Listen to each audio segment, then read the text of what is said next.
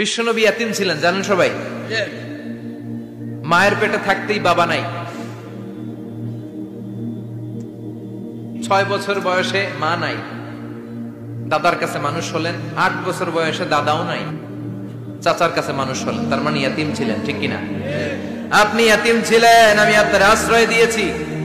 এরপর আল্লাহ 2 নম্বর অনুগ্রহের কথা বললেন, ওয়া ওয়াজাদাকা দাল্লান ফাহাদা। ও নবী, আপনাকে আমি পথহারা পথিকের মতো ঘুরতে দেখেছি, তারপরে সঠিক পথ দেখিয়ে দিয়েছি। ওয়াজাদাকা দাল্লান, আমি আপনারে গোমরা অবস্থায় পেয়েছি, এরকম বলা যাবে? বিশ্বনবী কি 40 বছর বয়সের আগে গোমরা ছিলেন? না, he was searching the right path and Allah guided him to the truth way, to the correct way. উনি পথ খুঁজছিলেন। আমি যাব দেবিদ্দার, কি রে পথ এইটা না ওইটা? আল্লাহকে ওইটা না এটা দিয়ে যাও, ওইটা দিয়ে যাও না এটা দিয়ে যাও। সুবহানাল্লাহ পড়েন। পথ খুঁজছিলেন, এইটা যাব না ওইটাই, কোনটা আমার পথ, এইটা না ওইটা? ফাহাদা, আল্লাহ বললেন এইটা না ওইটাই চলো। সুবহানাল্লাহ পড়েন। আমাদেরকে পথ দেখায় কে? আমি যদি কোনদিন পথ ভুলে যাই, হাতছানি দিয়ে কাছে নিও, মমতার বন্ধনে আমায় বেঁধে সব ভুল ক্ষমা করে দিও। পড়েন আমিন। আমরা পথ হারালে পথ দেখায় কে? আবার তাফসিরে এসেছে, আপনি হারিয়ে গিয়েছিলেন, আমি আপনাকে ফিরিয়ে দিয়েছি। পাহাড়ি কোন একটা রাস্তায় বিশ্বনবী ছোটবেলা হারিয়ে গিয়েছিলেন, আল্লাহ তাআলা বিশ্বনবীকে আবার চাচার কোলে ফিরিয়ে দিলেন। এই বর্ণনাটা দুর্বল। সঠিক মত হচ্ছে বিশ্বনবী পথ খুঁজছিলেন, সঠিক পথ, আল্লাহ বিশ্বনবীকে সঠিক পথ দেখালেন। সুবহানাল্লাহ পড়েন। 3 নম্বর অনুগ্রহ, ওয়াজাদাকা আইলান ফাআগনা, আপনি ছিলেন নিঃস্ব, টাকা পয়সা ছিল না। তাফসিরে এসেছে ফাআগনা বিখাদিজা, খাদিজার মাধ্যমে আমি আপনারে ধনী বানায়া দিছি। বিশ্বনবীর কিন্তু টাকা পয়সা ছিল না, জানেন? ছাগল চড়াতো, কাউবয়। মা মিন নাবিয়্যিন ইল্লা রাআল গানাম, ছাগল চড়াতেন। এরপরে খাদিজাতুল কুবরার স্টাফ হিসেবে, কর্মচারী হিসেবে ক্যারিয়ার শুরু করলেন। এরপর বিজনেস ম্যাগনেট হিসেবে শুরু করলেন। খাদিজাতুল কুবরার সাথে যখন বিয়ে হয়ে গেল, খাদিজাতুল কুবরা তাহেরা, ওনার সব সম্পদের মালিক বিশ্বনবীরে বানায় দিলেন। আল্লাহ বলেন, তোমার তো কিছু ছিল না নবী, খাদিজার মাধ্যমে বিয়ে পড়িয়ে দিয়ে আমি তোমারে ধনী বানিয়ে দিলাম। 3টা অনুগ্রহের কথা স্মরণ করালো কে? 3টা অনুগ্রহের কথা স্মরণ করিয়ে দিয়ে এবার বিশ্বনবীর 3টা ওয়ার্ক প্ল্যান দিবেন। কয়টা ওয়ার্ক প্ল্যান? কয়টা কর্মসূচি? 3টা। শুনবেন। নাম্বার 1, আল্লাহ বললেন, ফাআম্মাল ইয়াতীমা ফালা তাকহার।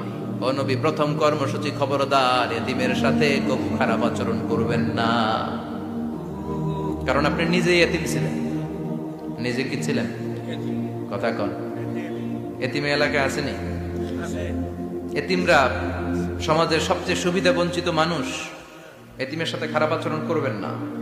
বিশ্বনবী বলতেন, এদিকে তাকান, আঙ্গুলের দিকে তাকাইছেন, আনা ওয়া কাফিলুল ইয়াতীমি হাকাদা ফিল জান্নাহ, আমি এবং এতিমের রক্ষণাবেক্ষণকারী, লালন পালনকারী একসাথে এইভাবে জান্নাতে থাকবে। এতিমের পালনকারী আমার প্রতিবেশী হবে, আর লালন পালন করবে তো দূরের কথা, এতিমের মাল খাইয়া শেষ। আছে না নাই? ইন্নাল্লাযীনা ইয়াকুলুনা আমওয়ালাল ইয়াতামা যুলমান ইন্নামা ইয়াকুলুনা ফি বুতুনিহিম নারা ওয়া সায়াসলাউনা সাঈরা। তুই এতিমের মাল খাস, তুই এতিমের সম্পদ খাস নাই, তুই জাহান্নামের আগুন পেটে ঢুকিয়েছিস। এতিমের সম্পদকে সে রক্ষণাবেক্ষণ করে দিয়ে এতিমের একটা ব্যবস্থা করে দিবে, ওইটা না, এতিমের সম্পদ মাইরা খায়া ফেলায়। তুমি এতিমের সম্পদ খাও নাই, তুমি জাহান্নামের আগুন পেটে ঢুকিয়েছো। এতিমকে ভালোবাসবেন। এতিমরে ভালোবাসা মানে নবীরে ভালোবাসা। কারণ আমার নবী এতিম ছিল, ঠিক কি না? এতিমের মাথায় হাত বুলিয়ে দিবেন।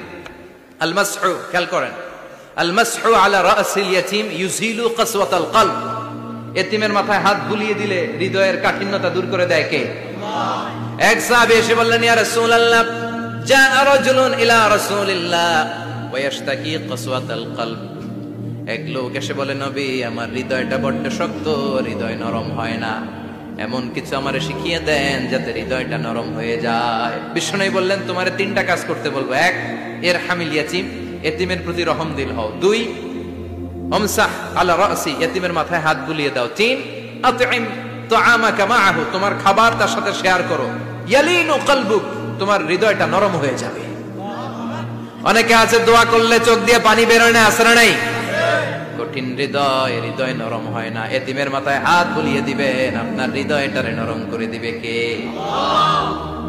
যাদের ঘরে শান্তি নাই, জ্বালা যন্ত্রণা, একটু এতিমখানায় যাবেন, কিছু দান সদকা করবেন। ওরা খেতে পায় না, ওদেরকে খাবার দিয়ে আসবেন, একটা গরু দিয়ে আসবেন, একটা খাসি দিয়ে আসবেন, ওরা খাবে, আপনার জন্য দোয়া করবে। আর মাথায় একটু হাত বুলিয়ে দিয়েন। বিশ্বনবীর আল্লাহ বললেন, নবী ফাআম্মাল ইয়াতীমা ফালা তাখহার, এতিমকে তুচ্ছ জ্ঞান করবেন না। আপনি নিজেও এতিম ছিলেন, ছোটবেলা বিকেলে খেলতে খেলতে সবার বাবা এসে ছেলেদেরকে নিয়ে যেত, আপনারা নেয়ার মতো কেউ ছিল না। আপনি নিজে এতিম ছিলেন, আপনি ওদের দুঃখ বুঝবেন, এজন্য খবরদার ফাআম্মাল ইয়াতীমা ফালা তাখহার। বিশ্বনবীর আল্লাহ ধমক দিয়ে বলে, ফালা তাখহার, এতিমদের প্রতি কঠোর হবেন না, তুচ্ছ জ্ঞান করবেন না, এতিমের সাথে রূঢ় আচরণ করবেন। এতিমের সাথে রূঢ় আচরণ করা কবিরা গুনাহ। এদের নামে আল্লাহ কোরআনে একটা সূরা দিয়েছেন, আল মাউন। আরাআইতাল্লাযী ইউকাযযিবু বিদ্দীন, পড়েন, ফাযালিকাল্লাযী ইয়াদুউল ইয়াতীম। ইয়াদুউল ইয়াতীম, আপনি কি দেখেন নাই? ওরা দিনকে অস্বীকার করে, আর ওরা এতিমকে ঘাড় ধাক্কা দিয়ে বের করে দেয়। এতিমের সাথে যারা খারাপ আচরণ করে, এরা কখনো ভালো মানুষ হতে পারে না। এজন্য এতিমের সম্পদ অন্যায়ভাবে আত্মসাৎ করা যাবে। এতিমের মাথায় হাত বুলিয়ে দিলে হৃদয়টারে নরম করে দেয় কে? বিশ্বনবী এতিম ছিলেন, তাই এতিমের দরদ বিশ্বনবী ভালো বুঝেন। এজন্য বিশ্বনবীর প্রথম ওয়ার্ক প্ল্যান, কর্মসূচি দিলেন, ফাআম্মাল ইয়াতীমা ফালা তাকহার। খবরদার, নবী এতিমের সাথে কখনো খারাপ আচরণ করবেন।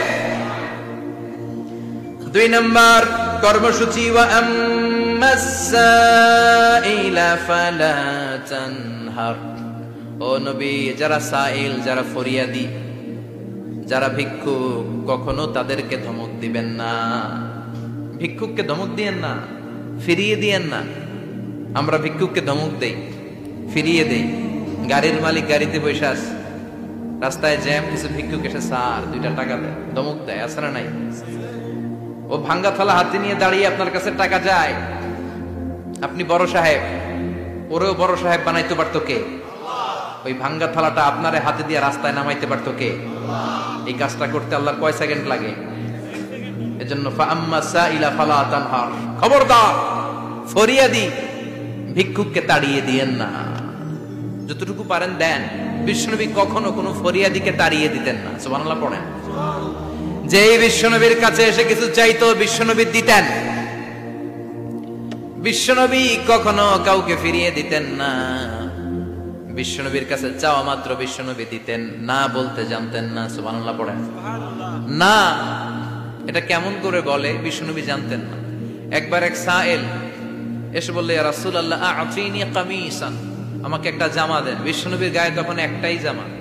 কয়টা? বিশ্বনবী কি আর করবেন, না তো করতে জানেন না, নিজের জামাটাই খুলে দিয়ে দিলেন। এখন বিশ্বনবীর গায়ে কয়টা জামা? কয়েকটা। কয়টা? কোনো জামা নাই। ছিল কয়টা? ওইটাই তো দিয়ে দিস।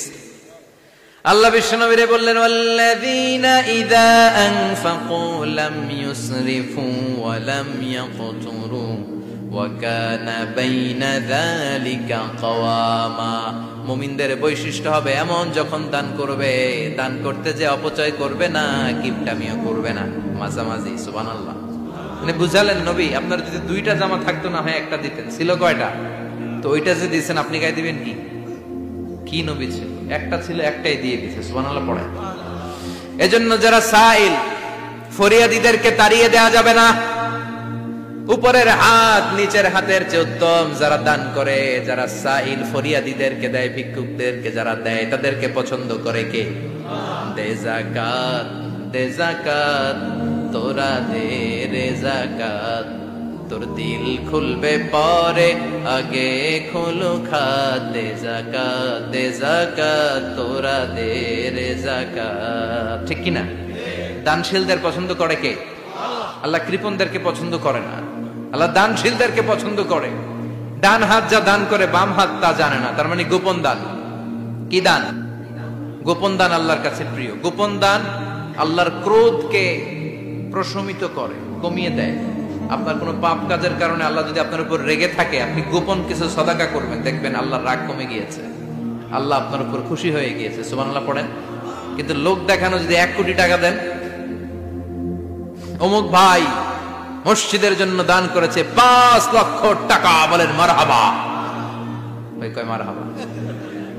এই যে মারহাবা মার্কা যে দানটা, এটাতে কোনো সওয়াব যদি যদি তার মনের ভিতরে এই ইন্টেনশন থাকে যে আমারে মারহাবা বলবে, আমাকে হাতেম তায়ের চাচাতো ভাই বলবে, আমাকে দানবীর সমাজসেবক বলবে, শিল্পপতি বলে তাকবীর দিবে, ঘোষণা দিবে, এই ইন্টেনশন নিয়ে যদি থাকে, এই 5 লক্ষ টাকায় কোনো কানা পরিমাণ সওয়াব হয়েছে, এটারে মিজানের পাল্লায় তুলে দিলে কিয়ামতের দিন কোন ওজন হবে? কিন্তু আল্লাহরে খুশি করার জন্য 1 টাকা দিয়েছেন দান বক্সে। জুমার দিন বক্স যায় না, দান বক্স, 1 টাকার কয়েন টুপ করে ফেলে দিলেন।